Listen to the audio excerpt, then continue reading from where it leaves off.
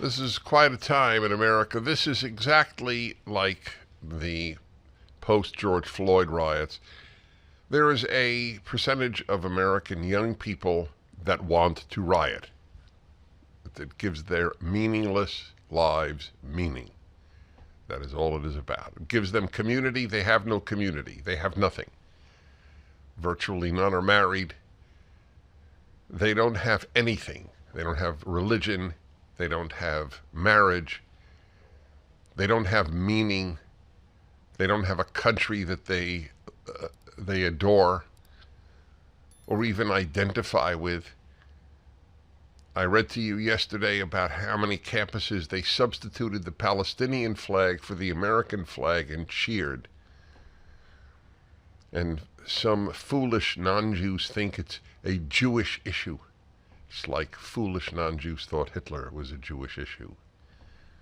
They hate you, dear American Christian, dear American who loves America. They hate you just as much as they hate Israel. It has nothing to do with Israel. It's an excuse to riot and give their empty lives meaning. That's what it is about. The search for meaning is the greatest search in human life. People need meaning more than they need anything but food, even more than sex. As powerful as the sexual drive is, there are people who have little or no sex and are happy. There's no one with little or no meaning who is happy.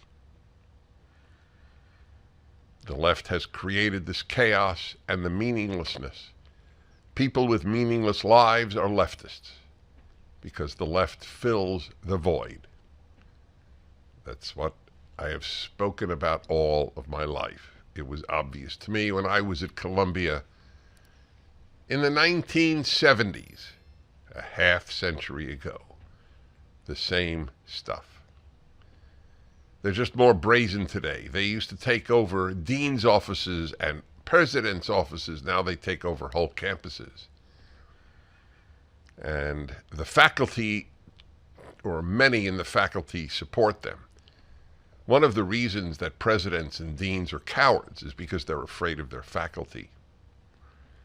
There's already a push to get rid of the president of Barnard College because she has demanded that they disband their encampment at the college. And I believe she has called in the police. So amazing how you can desecrate our university. You can do all sorts of damage to Hamilton Hall at Columbia, but we can't call in the police for reasons that I'm not quite sure. About half of the protesters, by the way, are not even students. They're the people who, in many cases, organized George Floyd riots.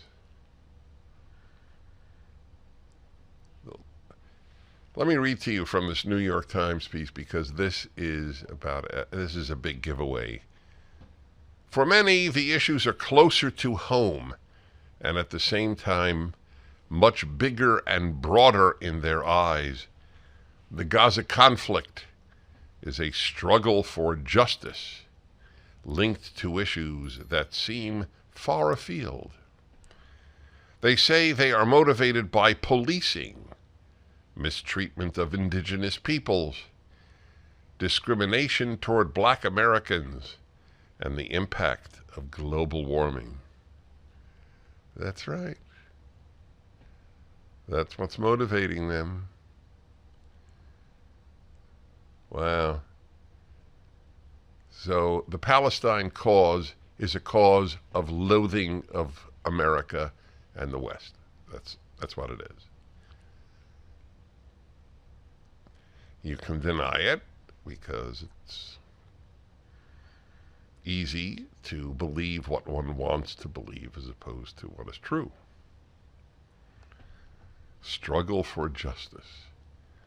Discrimination toward black Americans. Wow. It's really rough to be a black American because of white supremacy, right? Really rough. So 4 million blacks who moved here from Africa and the Caribbean in the last few decades must be just stupid. Move to a place where you will be discriminated against. It's a gigantic lie. The left is the world of the lie. From Men Give Birth to discrimination toward black Americans as some endemic feature of black American life. Let me ask you a question. If you were to apply to almost any job in this country and you could put down race and thereby maximize your chance of being hired, do you think it would be better to put down black or white? In interviews, the language of many protesters was also distinctive. This is so important. Students freely salted their explanations with academic terms like intersectionality. A victory for the left, my friends. This is perfect. They are brainwashed, frightening, zombie-like, loathsome creatures. That's what the left has produced. These are the dead walking, or the walking dead.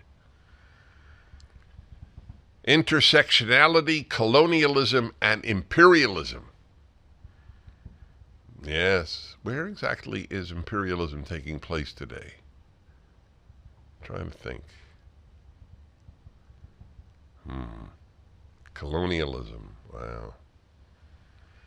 All to make their case that the plight of Palestinians is a result of global power structures that thrive on bias and oppression. Yes. Nothing beats feeling oppressed. Yeah. You know how often I will ask Sean in the morning, "How are you, Sean?" And he'll say, "Feel great. I'm oppressed." The delight in his eyes. There's a light in his eyes over being oppressed. The birds are singing, the sun is shining, and he's oppressed. I am repeating his words. Quote, they quote Katie Roof, a female. Shocking! A first-year student at Cornell University. As an environmentalist, we pride ourselves on viewing the world through intersectional lenses. Woe unto the parent whose child says intersectional lenses. You have lost your beloved child. Your child has become a zombie. No normal human being uses the term intersectional lenses.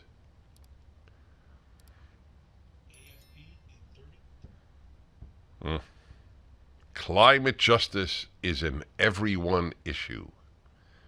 It affects every dimension of identity. God, is she pathetic.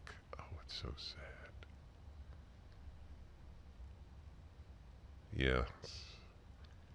75 years ago, she'd be preoccupied with her studies and getting married. Might have attended church that Sunday.